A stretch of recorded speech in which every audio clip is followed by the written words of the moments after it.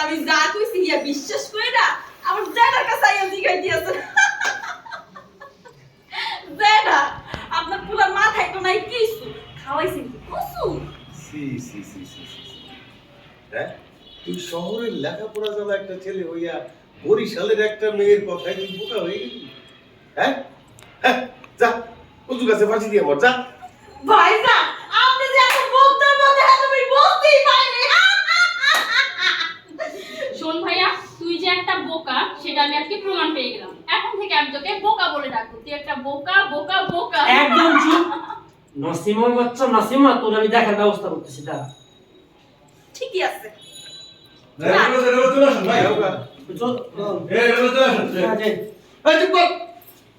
দেখে নিব তো না। বুঝছেন মানে আমার পুরো বোকা হয়ে গেছে। ওকে। রো রোল রোল আবার তো প্রথম থেকে না এটা গোটাটা করে দেই। এখান থেকে। ভাইয়া তোকে এখান থেকে আমি বলবো বোকা বোকা এখানে দাও। রোল ভাই বল রেড অন 0 আচ্ছা